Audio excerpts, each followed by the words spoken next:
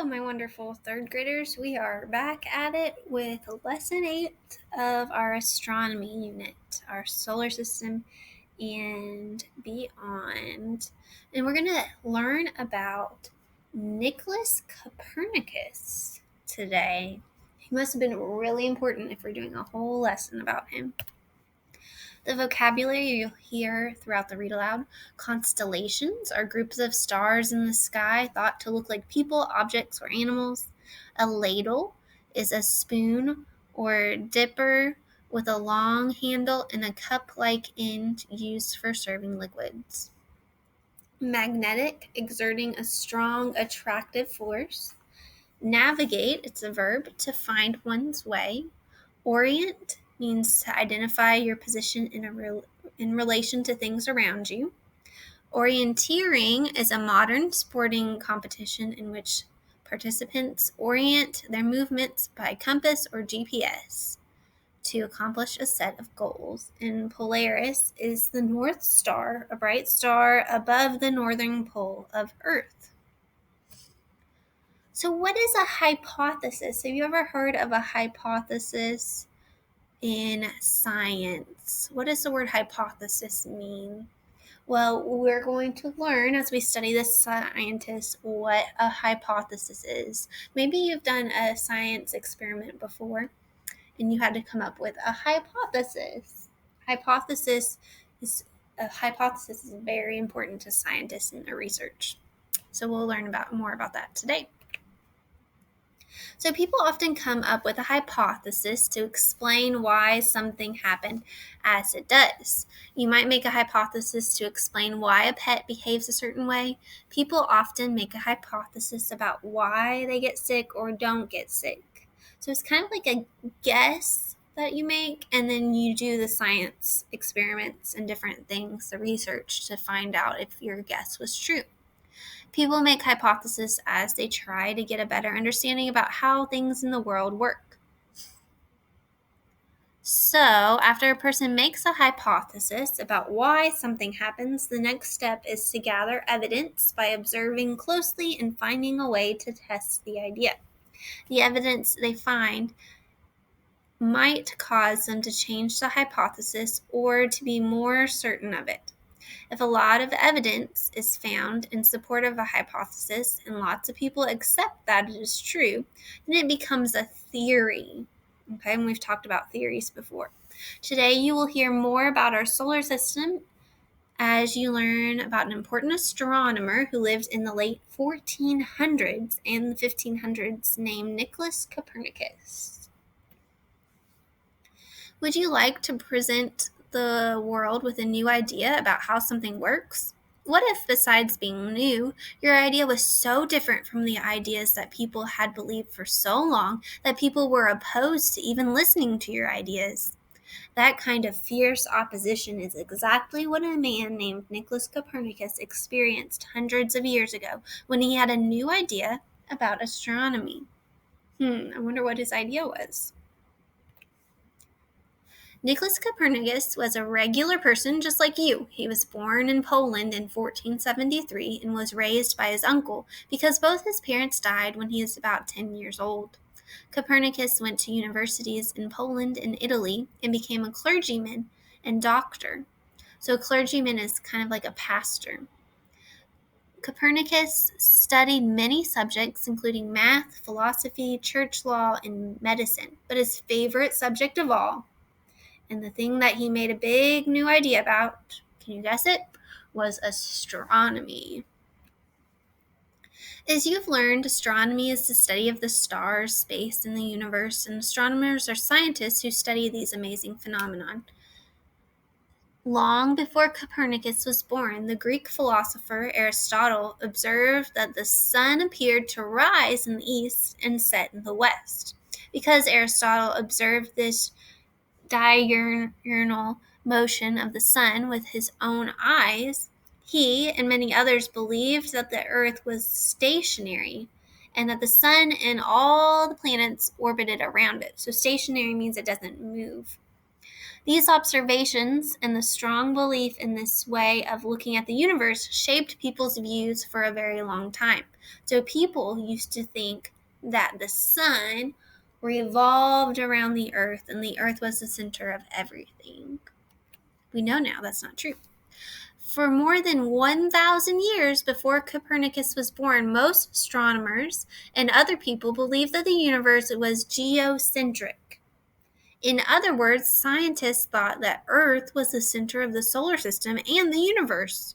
They believed Earth stood still and the sun and all the planets and the moon circled around it, while the stars remained fixed in a rotating sphere that was farther away. So you can see in this picture what they believed, that the earth was in the center of everything and everything rotated and revolved around the earth. If geo, the prefix geo, means earth and centric means to be located at the center, what do you think geocentric means? Earth-centered. How is our modern view of the solar system different from this view? Did we learn that the earth is the center of our solar system? No, right? The sun and earth are in reverse positions, right? Uranus and Neptune are not included in this view. You have heard that most people believed the geocentric theory of the universe for more than 1,000 years. Why? Because it was the best explanation anyone had come up with for why the sun and planets appeared to move the way they did. All of our observations were from Earth. Remember, people did not have all of the scientific tools back then that we have today, such as artificial satellites, spaceships, and high-powered telescopes. These tools have greatly expanded modern understanding of space through new opportunities for observations and gathering data. Think about the difference between a person standing on Earth looking around and a person in an airplane looking down on the Earth-bound person. The person in the airplane can see a much wider scope of Earth. Powerful telescopes have given us this new kind of perspective when we look up into space. So we can see a lot more now and know a lot more. Most Greeks, including the famous philosopher Aristotle, believed the geocentric theory. There were a few exceptions, such as the Greek astronomer Aristarchus, who after much study concluded that the sun was much larger than Earth and that it was Earth that moved around the sun.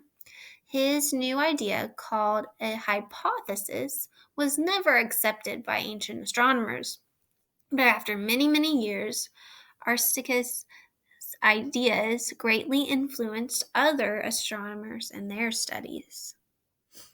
So people probably laughed at him and said, you think the sun is the center of the solar system? Earth is better than the sun. We're the center of the solar system. That's probably what they sounded like, except they were speaking in Greek. Most ancient Romans believed the geocentric theory. During this time, it was the official position of the powerful Roman Catholic Church. Most astronomers were afraid to question it or explore other hypotheses, though there were others before Copernicus who were trying to work out alternative explanations. When Copernicus was born in 1473, almost everyone in Europe believed in this geocentric theory too, and almost everyone had no idea that this view of the universe was about to change. How could so many people have a completely different view of the universe than we do today? The answer is easy. All of what we know about the way the universe works, all of the science, comes from the observations and logical thinking of regular people just like you and me. Astronomers have always used scientific theories to explain the movement of the stars and planets. Scientific theories aren't necessarily complicated or hard to understand, but they are just possible explanations of how or why things happen. But remember, scientific theories aren't just guesses. They are ideas that are based upon evidence and careful observations of the world, such as observing where the stars appear in the sky every night. Sometimes, however, what we think we are seeing is not what actually is, such as the world looking flat but actually being round. Right? So our observations aren't always accurate. or correct. Notice how when you are looking out over the ocean from the shore, the edge of the ocean on the far side looks flat, not round. This is why long ago people thought you could fall off the edge of the world. A long time ago, stargazers spent a lot of time outside looking at the night sky and noticed patterns in the sky. Early astronomers knew that the planets had different movements than the stars, which circled around Polaris once a day. Astronomers observed that the planets moved slowly across the night sky along a certain pathway, but people had also started noticing some odd things about the motion of the planets as they followed this pathway. One of these odd things was that sometimes Mars and other planets made a strange backward loop in the sky. Scientists had tried to explain this motion using the geocentric theory of the universe, but the explanations became pretty complicated. Still, most people didn't question that Earth was the center of the universe. Not yet, anyways. But Copernicus asked himself the question, if the planets were orbiting around Earth, why would they follow such complicated patterns? He didn't think they would, and so he used his logical mind to come up with a different scientific hypothesis that would better explain this strange looping motion. Copernicus also had the work of Aristarchus.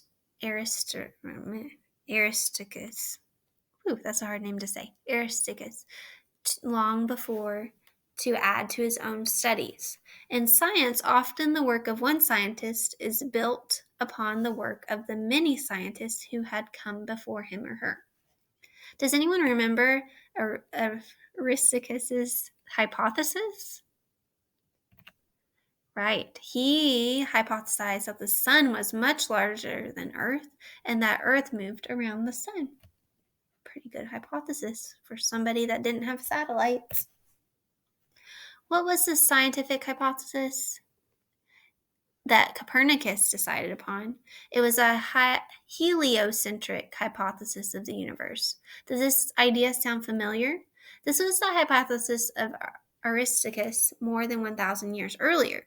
By using mathematics to make careful calculations of the positions of the sun, planets, and other celestial bodies, Nicholas Copernicus came to the same conclusion, that the sun was at the center of everything. He believed that Earth orbited around the sun along with the rest of the planets. Copernicus also hypothesized that the Earth is spinning and rotates on its own axis. You may have heard a myth about Helios, the sun god, if you've studied Greek myths. Knowing that helio means sun, what do you think heliocentric means? Geocentric means earth-centered, right? Heliocentric means sun-centered. Of course, we know now that the Earth does rotate on its own axis, and we also know that although the sun isn't the center of the universe, it is the center of our solar system. So the heliocentric scientific hypothesis Copernicus presented in the 1600s, that was built upon the scientific hypothesis of Aristarchus had presented more than 1,000 years earlier, was much closer to the truth than the geocentric theory that had been held for so many years. So people had thought for a really long time that the Earth was the center of our solar system in the universe. Okay, so look at these different pictures. In the first one on the left, you see that they have the sun as the center, right? And everything going around it. Okay. And then the other one, you can see Copernicus's view from our modern understanding. He still didn't include Uranus and Neptune, but you can see the two different maps of our solar system that are pretty old. They're pretty cool looking. Unfortunately, similar to Aristarchus, Copernicus' hypothesis was not widely accepted by people during his lifetime. For one thing, people thought that if the Earth was spinning, all the things on it would be thrown off the Earth and into space. They didn't understand that the force of gravity holds us firmly on Earth. Another part of the reason for this is that Copernicus's ideas were not published until literally the day he died. Oh, wow. But another part of the reason that the heliocentric hypothesis was not widely accepted was that Copernicus's ideas challenged the belief held by most people that humans were at the center of the universe. This was very difficult for many people to accept, so change came slowly. Still, as with the study of Aristarchus, the studies of Copernicus greatly influenced the astronomers who come after him, including the great Italian astronomer Galileo Galilei. Some people think that Copernicus may have waited to make his hypothesis public until the very last moment in his life because it was such an unpopular hypothesis. Why do you think it was difficult for people to accept that the Earth wasn't the center of the universe? All right, so Galileo was inspired by the work of Copernicus and became one of the first astronomers to build and use a telescope to study space in more detail. As you heard earlier, Galileo discovered 4 of Jupiter's moons. He observed that the moons orbit Jupiter instead of Earth. His discoveries provided further evidence that Aristarchus and Copernicus were, although in the great minority, correct in their heliocentric theories. All right, some questions. What did astronomers believe for thousands of years before Copernicus's time about the arrangement of the universe?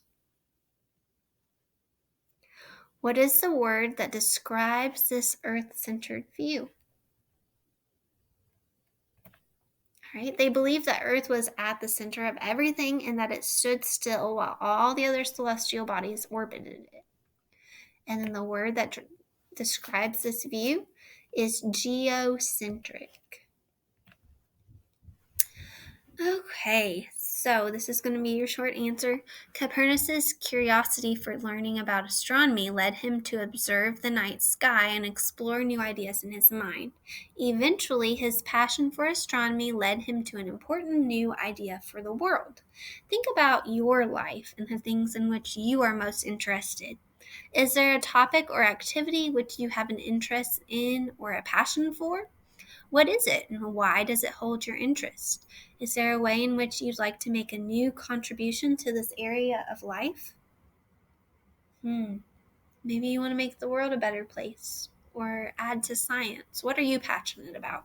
I'm excited to read your answers. All right, our words for today are geocentric and heliocentric. In the read aloud you heard, most astronomers and other people believed that the universe was geocentric.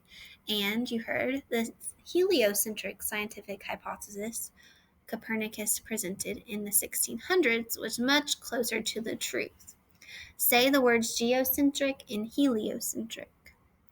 Geocentric means having the Earth as the center, and heliocentric means having the sun as the center. So remember the difference between the two. All right, I hope you enjoyed learning a little bit more about Copernicus and astronomy.